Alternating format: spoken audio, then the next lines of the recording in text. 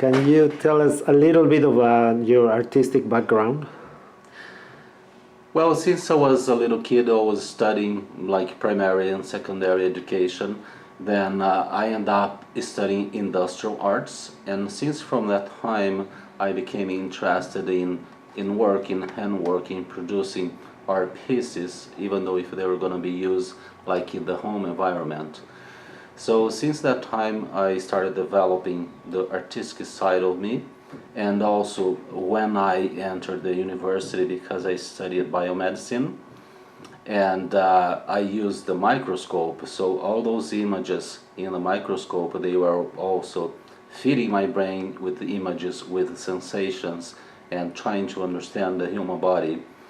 Later sometime I painted, like I had also design classes all the time in my early stages of education, and I also painted a version of Taj Mahal, and for which painting I received an award of excellence.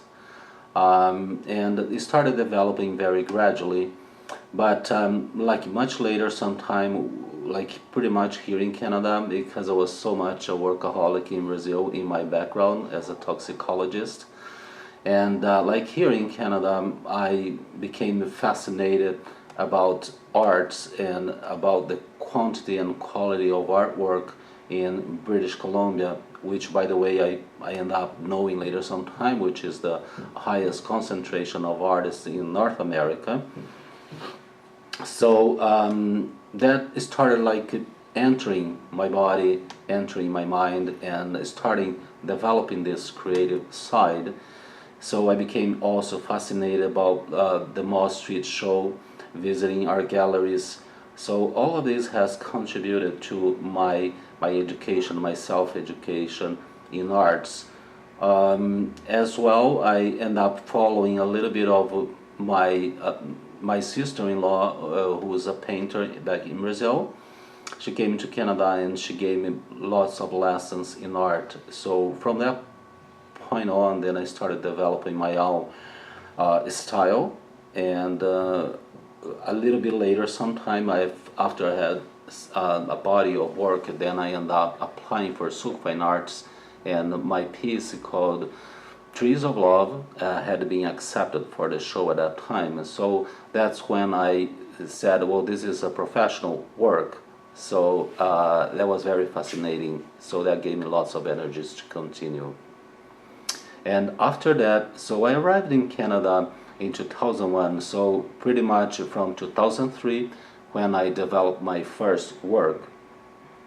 That work had the title of After the Rainbow, which was to represent the fire the fire in the forests here in British Columbia, which was devastating.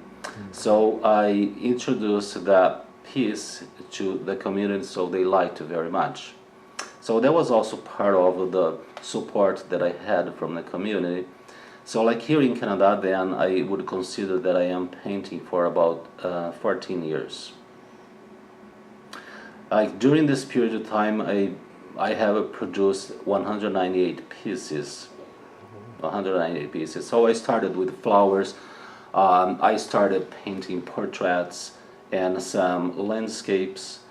And later sometime, as I like small pieces, since I was a kid, I started collecting small pieces and giving life to them in a way or the other.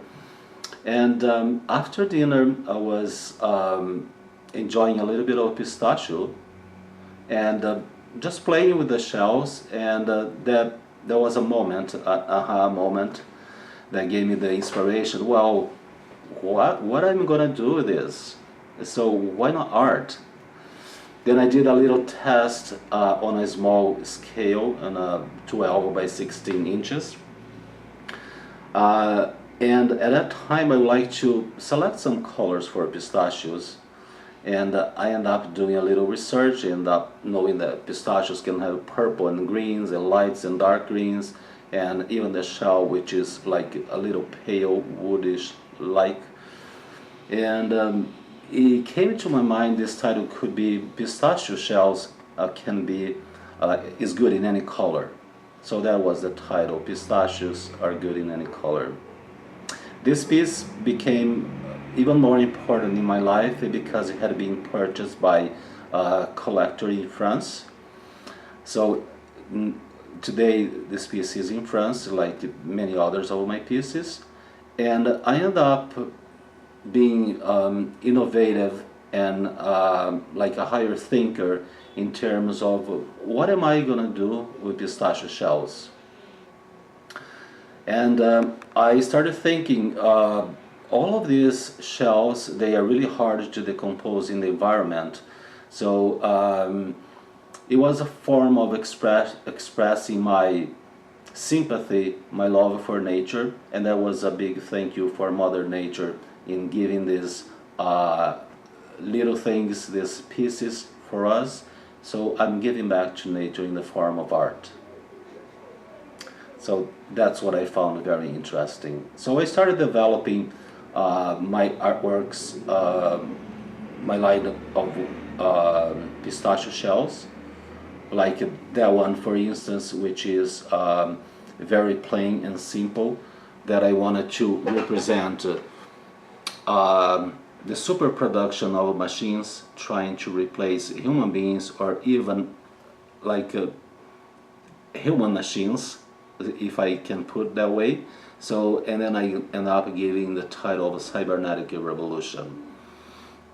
Another piece that I also find very interesting, you may like to show to the media, would like to go there and see. This is a very large piece. Actually, it is the largest that I have painted. It was specifically created for a show at the Community Arts Center at Cedar Hill, and the title of the show was Big Show. Ended up creating this piece, and what I had in my mind at that time, because the media was talking so much about planets, about research, and about spending so much money in trying to find a planet for us human beings to live, or even to pay a $20 million for a visit for a few. And that became, in my mind, a very high criticism to governments, to power people, the decision makers. Why are they spending so much money in finding a planet for us to live when the Earth, our planet, it is endangered by many aspects? So, and then I gave up, I gave it the title of Shiny Happy People for these two pieces. It is a diptych. And the bottom part, it is composed of 1,800 shells, and they mean the people, us, believing that this story of finding a planet for us to live that could be safer or better than Earth. So they are just looking, connecting to their planets and searching for their own planets to live. It was just a matter of following what's going on and being insensitive in thinking that there is a better place to live than Earth. So the larger pieces at the top, they are meaning the planets. So I gave the planets just like random colors that I like. And they also have different shapes, different sizes, and giving a beautiful texture in high relief. And the threads are connecting people and their planets according to their choice. So it is a very colorful and interesting piece. So if I also use part of my background in biomedicine, I wanted to produce something related to that as well. So I end up creating Principles of Lust. Principles of Lust, it is a very good piece because I hear feedback from other people, visitors that are enjoying my work. And they have their own interpretation because it is an abstract. But to me, it means the moment of conception. So what I end up putting here at the background, it is the massive quantity of sperm cells, and they started getting thinner and thinner and weaker and trying to cross the barrier for producing the egg. So that's what I found very interesting as well. I also produced other pieces, and actually this was actually in an earlier stage. I produced like 2 pieces, so they are those 2. I gave the title of The Day is Made for Believing and The Night is Made for Dreaming. So because of the many nights that I spent doing my work and creating, like seizing the opportunity of moments for creativity, imagination, and so I end up putting 800 shells in here. And the other one, it is The Night is Made for Dreaming. So I think they are very like meaningful in terms of how we are spending our time and enjoying either our nights or days.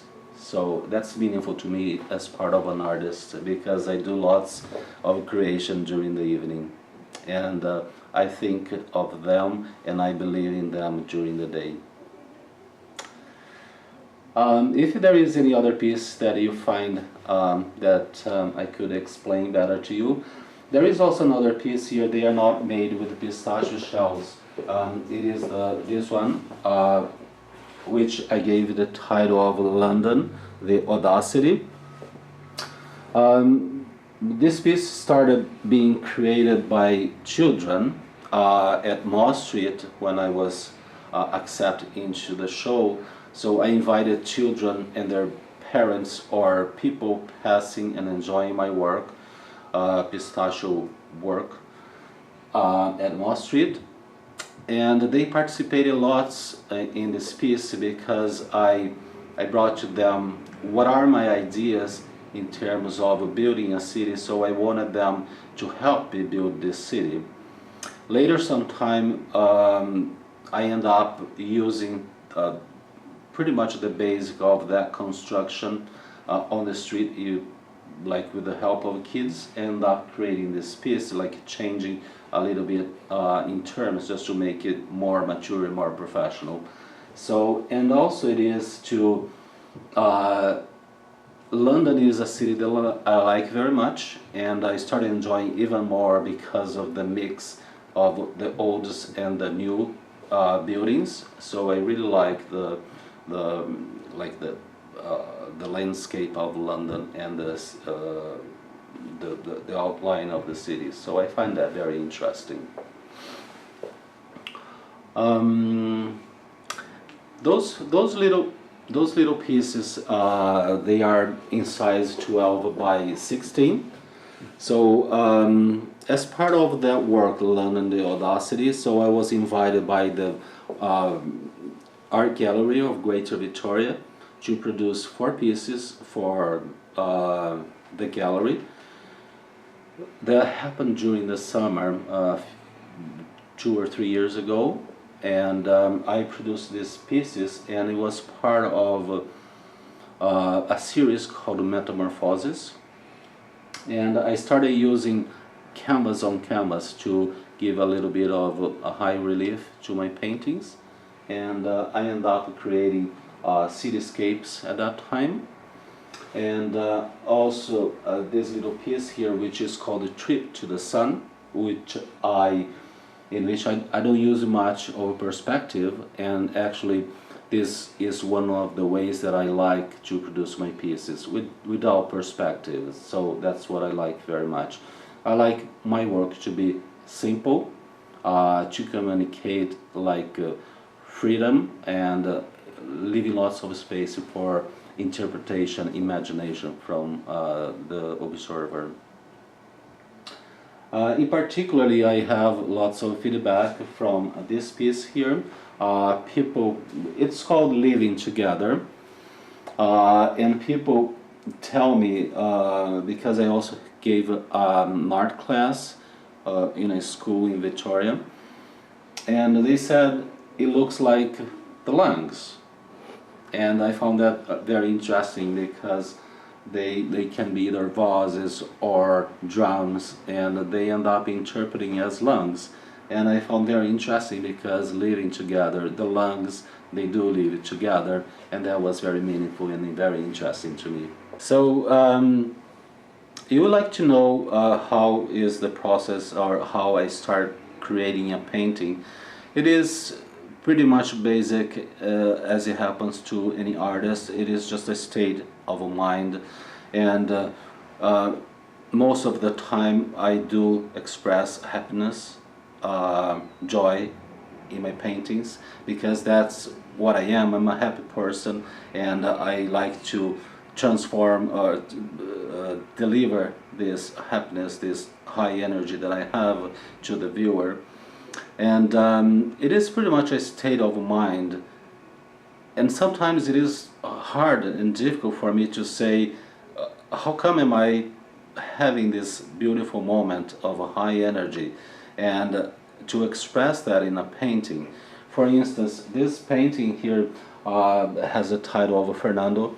Fernando is my son. I see my son as a very bright, intelligent person.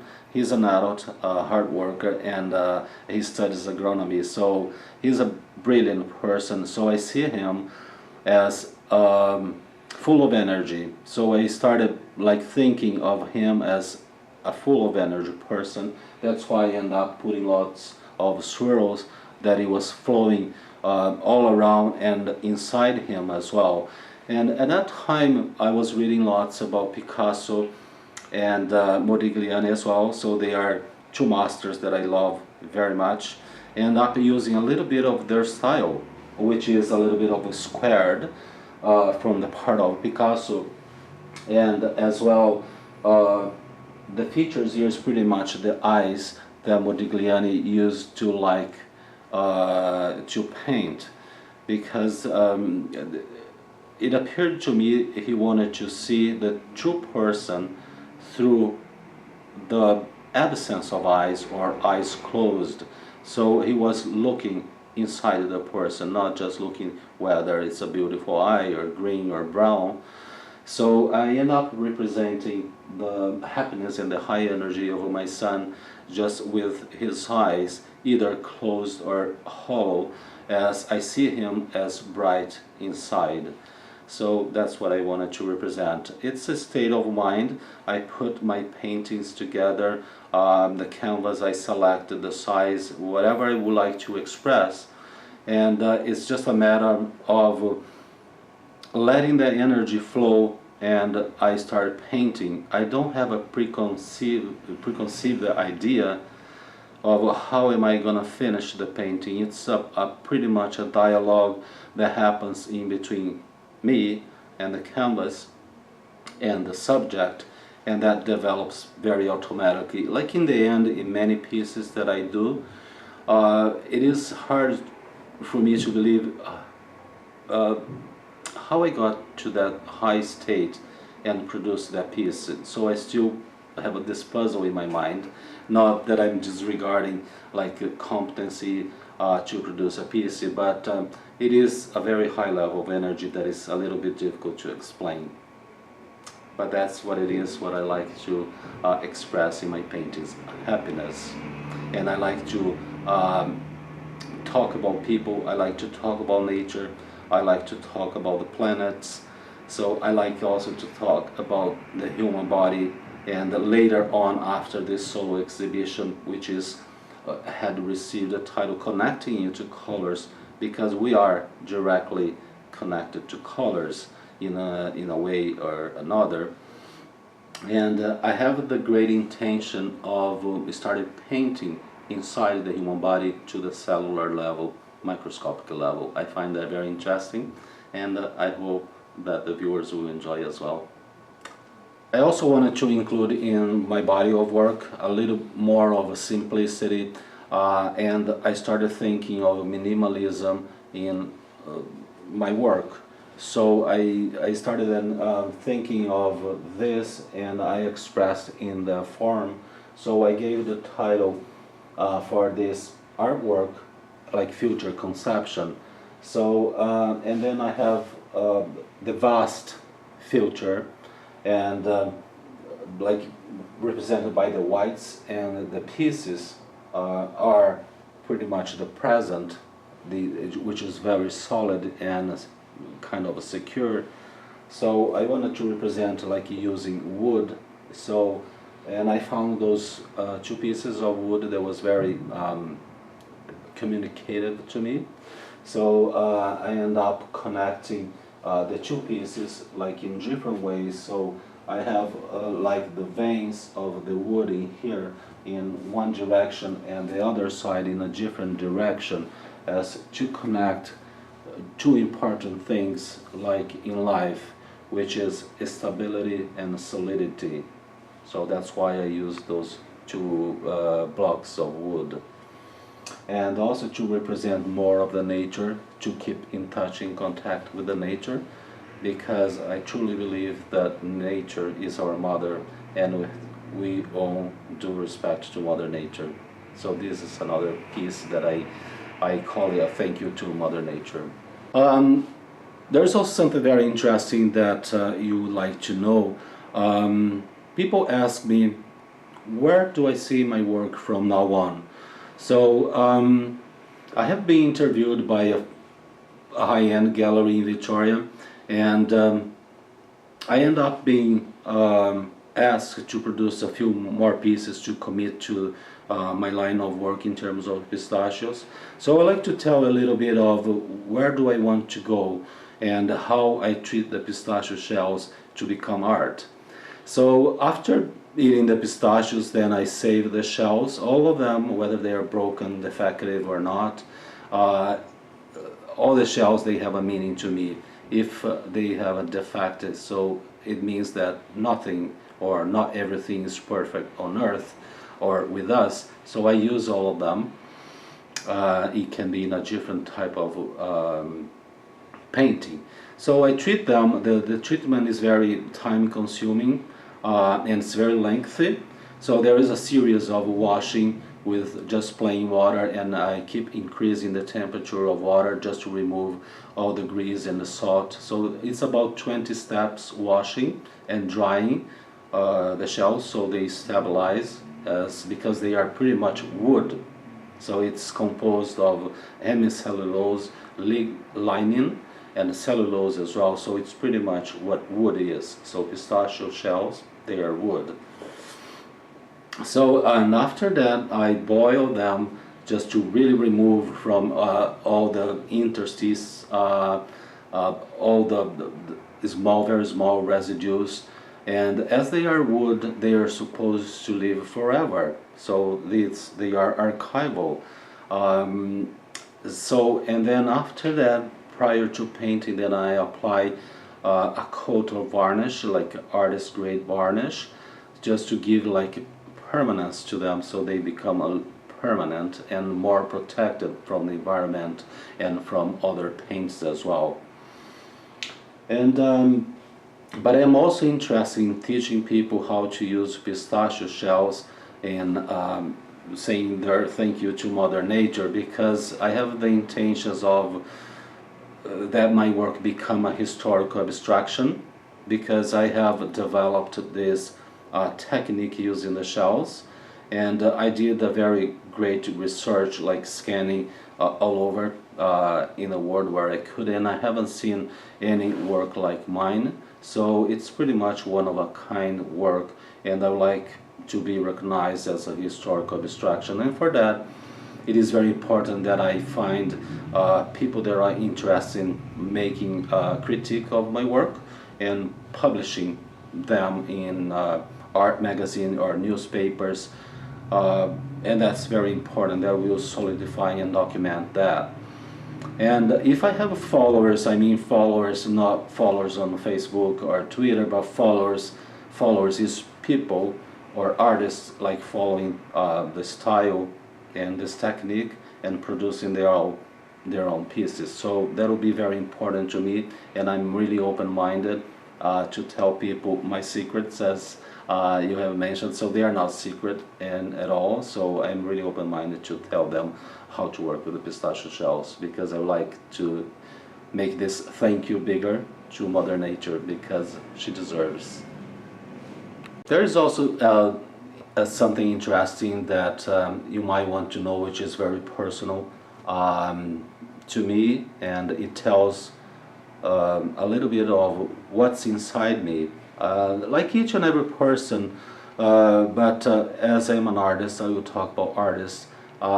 It is difficult to compete or to produce a piece and to be successful in this competitive world, like for instance mainly on Vancouver Island, which is the highest concentration of artists in North America.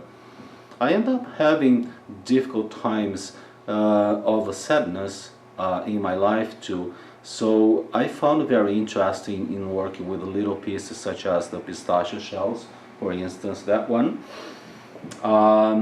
They are very soothing, they are very therapeutic, in addition of being very nutritious as well. They contain pretty much 50% of a fat, of a very good fat, and I learned they are very good for the heart, for the liver, for the immune system, and something very important, they are very good in controlling the glycemia, which is the high blood sugar levels.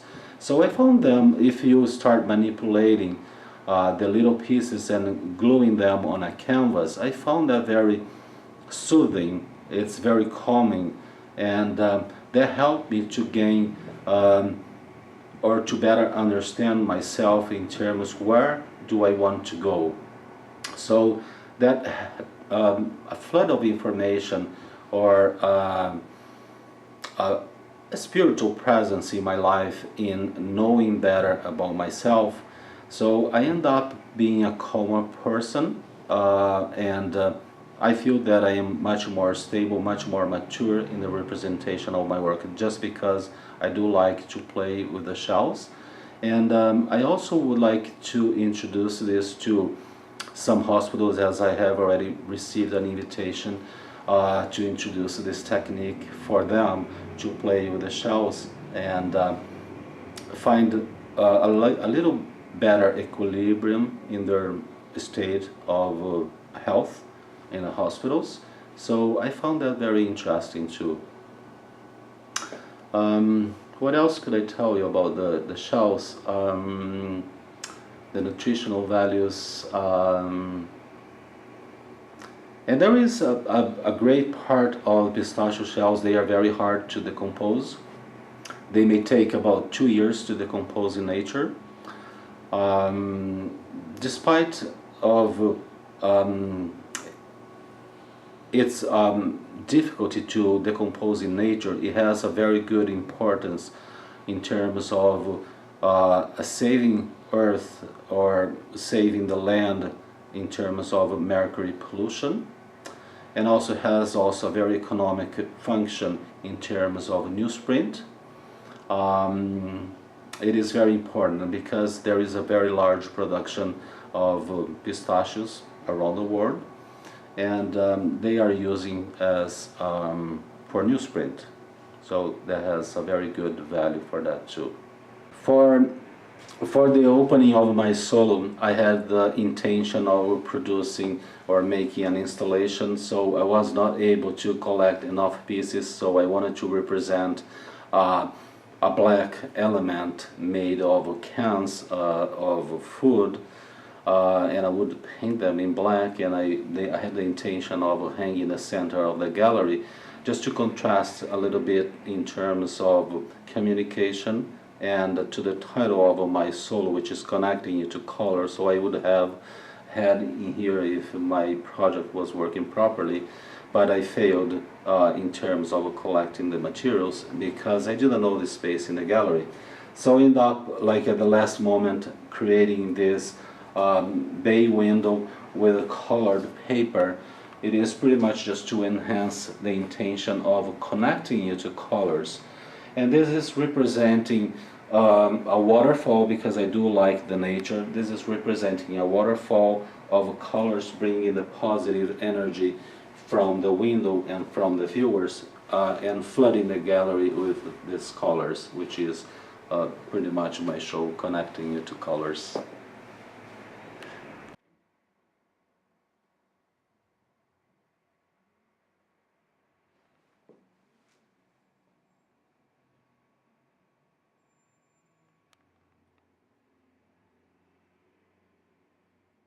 if you want me to talk about this one and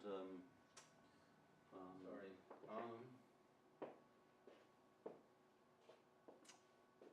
the material.